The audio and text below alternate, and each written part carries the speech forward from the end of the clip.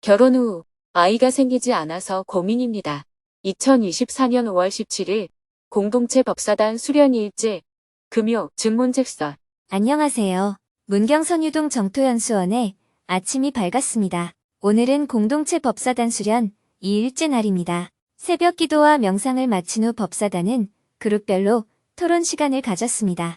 내일 모레 전국 법사단 연수를 앞두고 사전 토론을 먼저 진행했습니다. 일반 회원과 전법 회원의 활동력을 높이기 위한 활동 사례와 계획을 공유하고 실천 활동을 통한 일반 회원 양성 방안에 대해 2시간 동안 토론을 했습니다. 토론을 마치고 오전 8시 20분에 다시 중강당에 모여 공동체 법사단 수련을 시작했습니다. 어제부터 다양한 주제로 집중 토론을 하고 있는데요. 이번에는 명상 수련, 깨달음의 장, 나눔의 장 등 수련 진행과 운영에 대해 토론을 했습니다. 코로나 팬데믹 시기에는 수련 진행이 중단되기도 하였고 그 후 다시 수련을 재개하는 과정에서 운영 방식이 일부 조정이 되기도 하였습니다. 앞으로 다양한 수련을 어떻게 진행해 나갈지 전반적으로 평가를 하고 점검을 한 후 회의를 마쳤습니다. 오전 10시부터는 바루공양을 했습니다. 이번에는 어제와 달리 바라지가 앞으로 나와서 대중들에게 밥과 국을 나눠주는 방식으로 해보았습니다. 책상 위에서 바루공양을 해보니 생소하고 불편한 점이 많았지만 먼 미래를 대비해서 실험적으로 해보고 있습니다. 아차세발수, 여천감놈이, 시어아귀중, 대령득포만. 소심경의 절수계를 함께 외우고 해탈주를 독송한 후 식사를 마쳤습니다. 설거지와 청소 소임을 한 후 12시부터 다시 수련을 시작했습니다. 오후에는 연수 프로그램과 실천 활동을 확대하는 방안에 대해 집중적으로 논의를 했습니다. 다양한 과제들이 이야기되는 가운데 대중이 교육을 받을 때 부담을 갖는 부분과 연수원의 공간을 효율적으로 활용할 필요성에 대해서도 여러 가지 이야기가 나왔는데요. 스님이 교육과 연수 계획을 잡을 때 유념해야 할 점에 대해 이야기해 주었습니다. 지회와 지부에서 필요로 하는 교육과 별로 관계가 없는 연수 교육안을 마련해서 지회와 지부에서 진행하라고 하면 안 그래도 바쁜데 부담이 됩니다 하는 반응이 돌아오게 됩니다. 그래서 대중이 원하든 원하지 않든 지회와 지부에서 마땅히 받아야 할 의무 교육이 무엇인지 연간 연수 계획을 정해서 대중부의 논의 결과를 거쳐 합의를 먼저 해야 합니다. 그래서 의무 교육에 해당하는 것은 대중이 우선적으로 시간을 내도록 해야 해요. 그런 다음에 맞춤형 연수 교육을 진행하면 됩니다. 즉 대중이 원하는 교육에 대해서는 법사단에서 맞춤형으로 진행하는 겁니다. 이런 맞춤형 교육을 전국 규모로 하려면 서울 정토사회 문화회관이나 문경연수원을 사용하는 게 좋고 지부 단위의 멤버십이 필요하다면 으뜸절에서 진행하는 게 좋습니다. 물론 온라인으로 진행할 수도 있겠죠. 이렇게 전체 연수 교육에 대해 정리가 안 된 상태에서 각 단위마다 필요에 의해서 여러 가지 교육이 진행되게 되면 대중들이 부담을 갖게 될 수가 있습니다. 연수원을 운영하기 위해서 연수 계획이 잡히면 안 됩니다. 대중이 필요로 하는 교육을 진행할 때 그 공간을 제공하는 곳이 연수원이지 대중이 필요하지 않다면 공간을 비워둘 수밖에 없습니다. 물론 빈 공간을 어떤 용도로 사용할 것인지는 연수원에서 별도로 연구를 해야 하겠죠. 그러니 빈 공간을 최대한 사용하기 위해서 대중을 동원하듯이 연수 교육을 잡아서는 안 된다는 겁니다. 이외에도 으뜸절에서 진행하는 실천활동, 지역에서 진행하는 실천활동 등 오프라인에서 하는 실천활동을 어떻게 온라인 활동과 조화를 이루도록 할 것인지 많은 이야기를 나눈 후 회의를 마쳤습니다. 잠시 휴식을 했다가 오후 2시부터 다시 주제를 바꾸어 토론을 이어나갔습니다. 한 달 앞으로 다가온 6.13만인대법회의 준비 상황을 전반적으로 점검하고 부족한 부분을 어떻게 개선할 것인지 논의를 했습니다. 긴 시간 토론을 한 후 오후 5시에 바루공양을 했습니다. 바루공양을 마친 후 스님은 금요 증문즉설 생방송을 하기 위해 문경 정토수련원으로 이동했습니다. 명상원 정정당에 마련된 방송실에서 저녁 7시 30분에 생방송을 시작했습니다. 4,300여 명이 생방송에 접속한 가운데 스님이 인사말을 했습니다. 지난 15일은 부처님 오신 날이라서 많은 분들이 휴일을 맞아 쉬기도 하고 절에 가서 등도 달고 또 아름다운 사찰도 구경하셨을 것이라고 생각합니다. 저는 지난주에 미국 워싱턴 DC에 머물면서 백악관, 국무성, 국방성, 상원, 하원 싱크탱크 등을 방문하여 한반도의 평화를 위해서 많은 대화를 나누었습니다.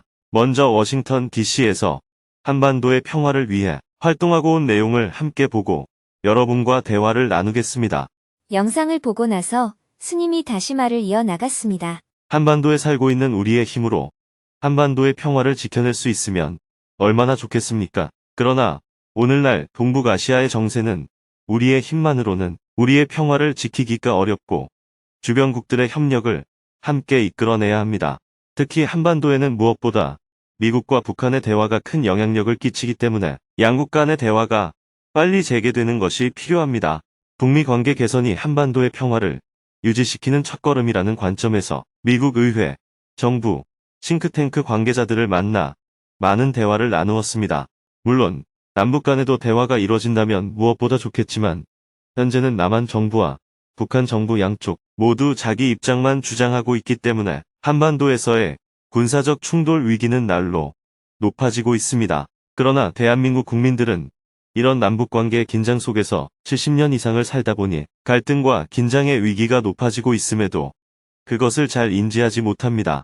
그러다 보니 자녀가 어느 대학에 가는지, 내가 돈을 얼마나 버는지, 어떤 취미 생활을 할 것인지 이런 것에만 집중하고 있기가 쉽습니다.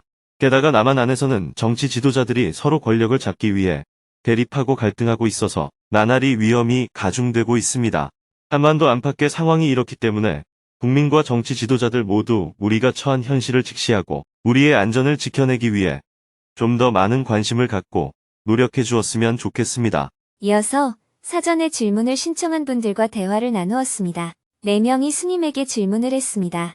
그중 한 명은 아기를 갖기 위해 난임 시술을 하고 있는데 호르몬 주사를 맞을 때마다 남편에게 공격적으로 말을 하게 된다며 어떻게 평정심을 유지할 수 있는지 조언을 구했습니다.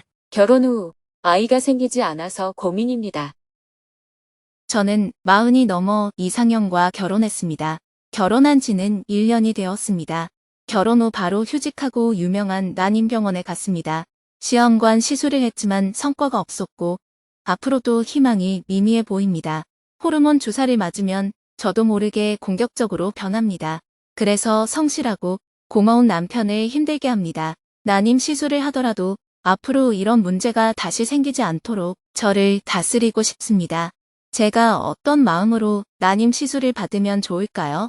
그리고 남편에게도 잘하고 제 마음도 평정심을 유지할 수 있는 방법을 여쭙고 싶습니다. 예를 들어 누군가가 술을 많이 먹어도 취하지 않는 방법이 있습니까? 하고 물으면 어떻게 대답하면 좋을까요? 술을 안 먹으면 됩니다.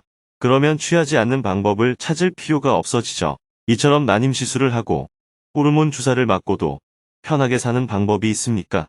하고 물으면 난임 시술도 하지 않고 호르몬 주사도 맞지 않으면 된다고 말씀드릴 수 있습니다. 아기를 꼭 낳아야 하는 건 아니잖아요. 태어났어도 돌보지 못하는 아이들이 이 세상에는 엄청나게 많습니다. 꼭 필요하다면 그 중에서 입양을 할 수가 있습니다. 의도치 않게 아기가 생겼다면 마땅히 부모로서 책임지고 키워야 합니다. 하지만 아기가 생기지 않는데 그렇게 억지로 자기 몸을 괴롭히면서 아기를 낳을 이유가 있을까요? 우리나라에서 낙태되는 아기가 2020년 기준으로 1년에 3만 명 이상이 된다고 합니다. 한쪽에서는 반대로 출산율이 낮다며 정부까지 나서서 출산 장려를 하고 있습니다. 낳고 싶지 않다는 사람들에게 억지로 권유할 필요도 없고 또 이미 생긴 아이를 돈 들여 해칠 필요가 없잖아요. 아기가 생기면 낳아서 키우면 되고 불임 부부 중에 꼭 아기를 키우고 싶은 사람은 이미 낳았는데 키울 수 없는 사람들의 아이를 입양하면 됩니다. 관점을 이렇게 바꿔보면 어떨까요?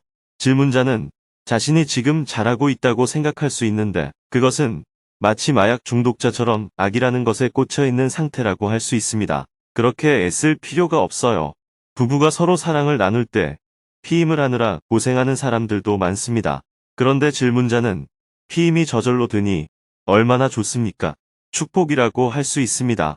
의도치 않게 아기가 생겨서 낙태하는 사람들도 많습니다. 그래서 낙태하고 나서 죄의식 때문에 힘들어하잖아요.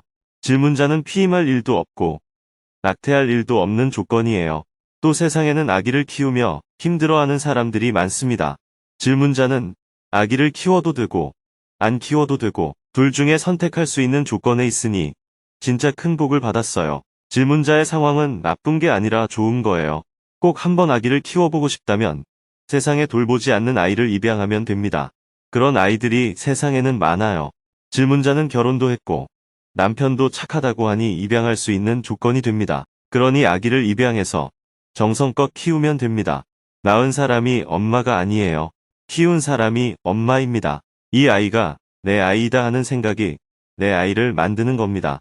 유전자는 생물학적인 거예요. 사람은 동물의 일종이긴 하지만 동물이 아니라 인류라고 부릅니다. 엄마는 기른 자를 말해요. 내가 키우면 내 자식이다.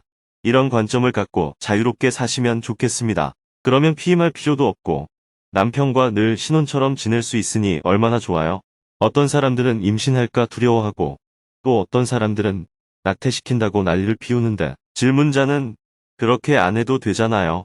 아기를 꼭 갖고 싶다면 입양을 하면 됩니다. 미국에서는 아기를 2~3명 낳아서 키우다가 장애아를 입양하기도 합니다. 장애아를 돌볼 사람이 많이 없으니까요. 그래서 주로 입양은 장애아를 합니다. 이처럼 도움이 필요한 사람들에게 도움을 주는 역할을 하면 얼마나 좋아요? 관점을 이렇게 가지면 난임 시술을 하든 시험관 시술을 하든 호르몬 주사를 맞든 괴로울 일이 없어집니다. 세상은 늘 있으면 있어서 문제이고 없으면 없다고 문제를 삼습니다. 아기가 생기면 생겼다고 괴로워하고 안 생기면 안 생긴다고 괴로워해요. 부모님이 돌아가시면 돌아가셨다고 울고 살아계시면 잔소리를 많이 한다고 난리입니다. 있으면 있어서 좋고 없으면 없어서 좋다 이런 관점으로 인생을 사는 게 중요합니다. 아기가 없는 게 좋은 조건이라서 없을 때가 있고 아기가 있는 게 좋은 조건이라서 생길 때가 있습니다. 질문자는 지금 아기가 없는 게 좋은 조건이기 때문에 없는 것일 수가 있어요. 이런 조건을 즐길 줄 알아야 합니다. 이미 아기가 생겨버리면 질문자에게 선택권이 없잖아요. 그런데 질문자는 선택권이 있습니다. 아기를 키우는 것을 선택해도 되고 키우지 않는 것을 선택해도 됩니다. 아기가 덜렁 생겨버리면 키우지 않는 것을 선택할 수 없어요. 죽으나 사나 아기를 키울 수밖에 없습니다. 하지만 질문자에게는 선택권이 있어요. 아기가 생기지 않으니 그냥 살아도 되고 아기를 키우려면 입양을 해도 됩니다. 이래도 되고 저래도 되는 두 가지 선택권이 있다는 겁니다. 그래서 질문자가 처한 조건은 좋은 조건입니다. 결혼한 사람은 온갖 갈등이 있어도 어쩔 수 없이 같이 살아야 합니다. 하지만 결혼하지 않은 사람은 앞으로 결혼해도 되고 혼자 살아도 됩니다. 두 가지 길 중에 선택할 수 있는 거예요. 이런 선택의 자유를 늘 가지고 있다는 사실을 아셨으면 좋겠어요. 보통 결혼한 사람은 결혼하지 않은 사람을 부러워하고 결혼하지 않은 사람은 결혼한 사람을 부러워합니다. 있으면 있다고 괴로워하고 없으면 없다고 괴로워하죠. 하지만 있는 것은 있어서 좋고 없는 것은 없어서 좋다 이런 관점을 가지면 이래도 좋고 저래도 좋은 길이 열립니다. 네, 제 조건을 긍정적으로 보지 못했네요. 아기가 생기지 않아서 그 문제에 집착한 것 같습니다. 스님이 말씀해준 관점을 잘 새겨보겠습니다. 물론 입양에 대한 스님의 말씀은 아직 와닿지 않습니다. 제가 가진 어리석음 때문인 것 같습니다. 하지만 오늘 말씀 잘 새겨두겠습니다. 입양을 하라는 뜻은 아니에요. 결혼했지만 아기가 생기지 않는 것은 좋은 일이라는 말씀을 드리는 겁니다. 더 나아가서 결혼하지 않았다면 더 좋은 일이 될 수도 있어요. 왜냐하면 미혼자는 결혼해도 되고 결혼하지 않아도 되는 두 가지 선택권이 있기 때문입니다. 얼마나 자유롭습니까? 그것처럼 질문자는 결혼했지만 아기를 키울 수도 있고 아기를 키우지 않을 수도 있는 두 가지 선택권이 있는 거예요. 한 가지만 선택할 수 있는 조건에 있는 게 아니라 늘 두 가지 중에 하나를 선택할 수 있는 조건에 있다는 사실을 알아야 한다는 겁니다. 아이가 생기면 키우고 아기가 생기지 않으면 키우지 않으면 됩니다. 또 아기가 생기지 않더라도 입양해서 키울 수도 있습니다. 이렇게 인연대로 살면 아주 쉽습니다. 물론 시험관 시술이 성공하면 다행이지만 억지로 할 필요는 없다는 겁니다. 제가 매일 108배를 하고 있는데 어떤 마음으로 기도하면 될까요? 108배를 하면 운동도 되고 또 마음이 겸손해져서 좋습니다. 108배를 하면서 특별히 생각할 건 없습니다. 꼭 어떤 생각을 하고 싶다면 저는 이대로 좋습니다. 감사합니다. 이런 마음을 내면서 하면 좋겠습니다. 감사합니다. 제가 아집에 빠져서 한 길만 고집하고 있었다는 것을 알게 되었습니다. 스님께 질문 드릴 때도 제가 원하는 어떤 답을 정해놓고 기대했던 것 같습니다. 제 기대와 달리 전혀 다른 관점을 깨우쳐 주셔서 감사합니다. 진심으로 감사드립니다. 계속해서 질문들이 이어졌습니다. 온라인 사업을 하면서 돈을 잘 벌었는데 요즘 수익이 떨어졌습니다. 뭘 개선해야 하는지 알고 있는데도 유튜브와 인스타를 보며 회피를 합니다. 어떻게 하면 고칠 수 있을까요? 중3 아들이 학교폭력 피해자로 조사받다가 가해자 혐의가 인정되었습니다. 그런데 가해자 측에서 아이를 스토커로 다시 경찰에 고소했습니다. 아들은 억울해합니다. 어떡하죠? 의료계에서는 위생관리를 위해서 일회용품을 많이 사용합니다. 환경과 위생을 동시에 지킬 수 있는 방법이 있을까요? 대화를 마치고 나니 밤 9시가 되었습니다. 다음 주에 또 뵙겠습니다. 한 주 동안 괴로움 없이 자유롭게 생활하시기 바랍니다.